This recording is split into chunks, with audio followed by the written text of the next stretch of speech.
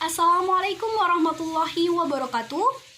Perkenalkan, kami dari kelompok 9 yang beranggotakan 2 orang mahasiswa. Yang pertama saya sendiri Alfiah Diatulaili dan teman saya yaitu Dwi Rokayah. Di sini kami akan menjelaskan tentang makalah kami yang berjudul Mencermati Pengembangan PAI di Sekolah atau Perguruan Tinggi. Langsung saja, kita akan membahas tentang PAI dalam sorotan. Indonesia memang sedang menghadapi krisis multidimensional. Dari hasil kajian berbagai disiplin dan pendekatan, tampaknya ada kesamaan pandangan bahwa segala macam krisis itu berpangkal dari krisis akhlak dan krisis moral. Krisis ini adalah pembangunan mentalitas manusia yang merupakan produknya. Ironisnya, krisis tersebut merupakan menurut beberapa pihak disebabkan karena kegagalan pendidikan agama, termasuk pendidikan agama Islam.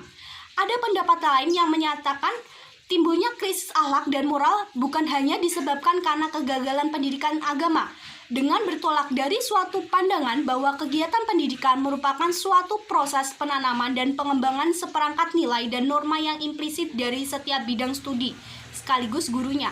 Maka tugas pendidikan akhlak yang mulia sebenarnya bukan hanya menjadi tanggung jawab guru PAI. Karena itu, jika ada beberapa peserta didik yang terlibat narkoba misalnya, maka hal itu bukan berarti merupakan kegagalan guru PAI saja, tetapi guru mata pelajaran yang lainnya pun ikut andil. Hal itu bukan berarti para guru PAI mengelak dari tanggung jawabnya sebagai pembimbing dan pengarah ajaran dan moral agama, tetapi lebih merupakan upaya membangun kekompakan dan keharmonisan dalam proses pendidikan. Keteladanan akhlak bukan hanya ditunjukkan oleh guru PAI saja, tetapi juga oleh para tenaga pengajar pendidik lainnya. Yang kedua yaitu berbagai kritik terhadap PAI. Yang pertama, selama ini pelaksanaan pendidikan agama yang berlangsung di sekolah masih mengalami banyak kelemahan. Mohtar Bukhari menilai pendidikan agama masih gagal. Kegagalan ini disebabkan karena praktik pendidikannya hanya memperhatikan aspek kognitif semata dari pertumbuhan kesadaran nilai-nilai agama, mengabaikan pembinaan aspek afektif dan konatif volitif, yakni kemauan dan tekad untuk mengamalkan nilai-nilai ajaran agama.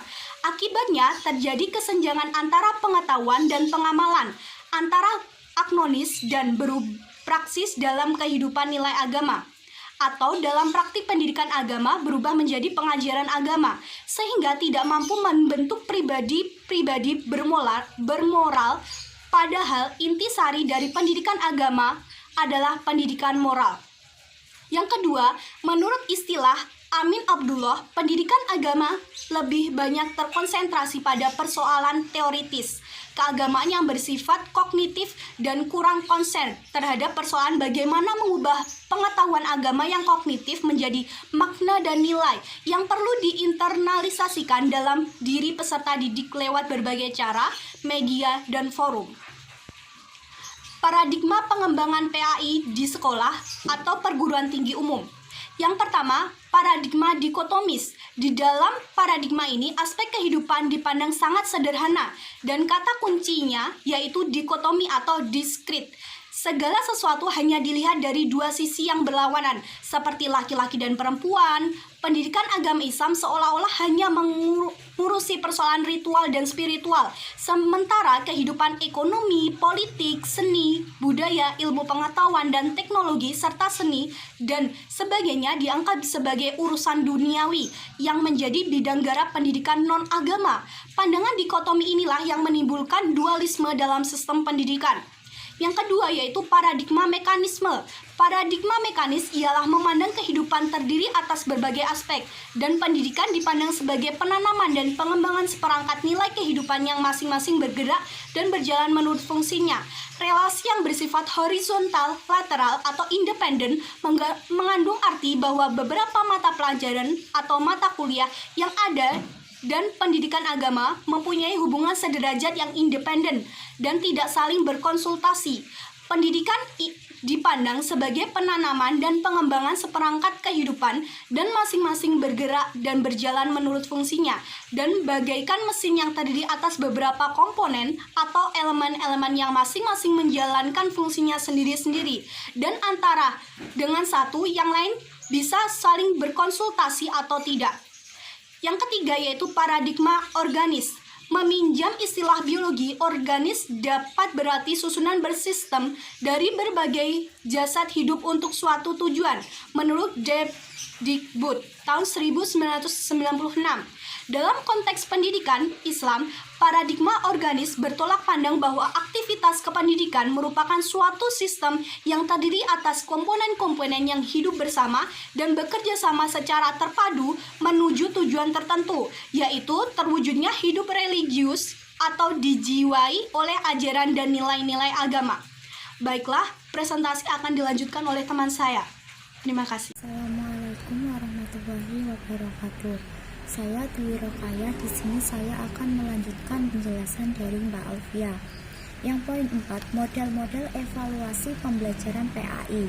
Macam-macam jenis evaluasi hasil belajar dalam proses belajar mengajar pendidikan agama di sekolah dapat dibedakan ke dalam A. Evaluasi formatif, yaitu evaluasi yang dilakukan sesudah diselesaikan satu pokok bahasan. Dengan demikian, evaluasi hasil belajar jangka pendek. Dalam pelaksanaannya di sekolah, evaluasi formatif ini merupakan ulangan harian.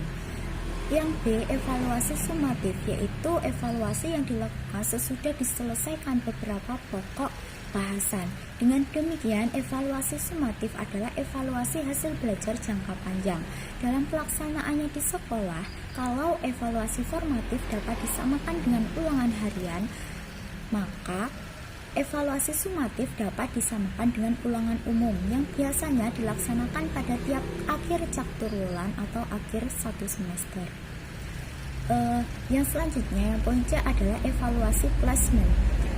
Jika cukup banyak calon siswa yang diterima di suatu sekolah sehingga diperlukan lebih dari satu kelas, maka untuk pembagian diperlukan pertimbangan khusus. Apakah anak yang baik akan disatukan satu kelas ataukah semua kelas akan diisi dengan campuran anak baik. Sedang kurang, maka diperlukan adanya informasi. Informasi yang demikian dapat diperoleh dengan cara evaluasi placement. Tes ini dilakukan pada awal tahun pelajaran untuk mengetahui tingkat pengetahuan siswa berkaitan dengan materi yang telah disampaikan. Yang D, evaluasi diagnosis, yaitu evaluasi yang berfungsi untuk mengenal latar belakang kehidupan, psikologi, fisik, dan milieu. Murid yang mengalami kesulitan belajar yang hasilnya dapat digunakan sebagai dasar dalam memecahkan kesulitan-kesulitan tersebut. Yang selanjutnya, poin 5, penciptaan suasana religius di sekolah atau perguruan tinggi. Menurut sekian derajat, perasaan tentram dan lega dapat diperoleh setelah sembahyang. Perasaan lepas dari ketegangan batin dapat diperoleh sesudah melakukan doa dan membaca Al-Quran. Perasaan tenang, pasrah, dan menyerah dapat diperoleh setelah melakukan zikir kepada Allah. Menurut Muhaimin dan kawan-kawan bahwa dalam pembelajaran pendidikan agama perlu digunakan beberapa pendekatan, antara lain A. Pendekatan pengalaman, yakni memberikan pengalaman keagamaan kepada peserta didik dalam rangka penanaman nilai-nilai keagamaan. Yang B. Pendekatan pembiasaan, yaitu memberikan kesempatan kepada peserta didik untuk senantiasa mengamalkan ajaran agamanya atau akhlak karimah. Selain itu, penciptaan suasana religius di sekolah dengan keterlibatan atau kerjasama secara langsung antara guru agama dan bidang studi umum dengan jalan menjadi tutor dan pembina pada kegiatan keagamaan. Kajian keagamaan dilaksanakan di luar jam pelajaran sekolah. Dengan demikian, dilihat dari fungsi-fungsi pendidikan agama, maka guru pendidikan agama sekolah tersebut telah melaksanakan fungsi penyaluran, yakni menyalurkan anak didik yang memiliki bakat khusus yang ingin mendalami bidang agama, agar bakat tersebut dapat dikembangkan secara optimal serta dapat bermanfaat untuk diri sendiri dan bagi orang lain. Sementara itu, menurut Muhaimin dan kawan-kawan, penciptaan suasana religius di sekolah dapat dilakukan dengan antara lain A. Mengadakan berbagai jenis kegiatan keagamaan yang dilaksanakan secara terprogram, baik yang bernafaskan Islam ataupun non-Islam. B. Pemimpin sekolah menciptakan suasana religius di sekolah dan luar sekolah dengan menggunakan pendekatan personal baik kepada siswa maupun keluarga siswa. C. Musala tempat ibadah dipakai sebagai salah satu wahana untuk menciptakan suasana religius di sekolah. Sekian presentasi dari kelompok kami. Jika ada kurang lebihnya kami mohon maaf. Wassalamualaikum warahmatullahi wabarakatuh.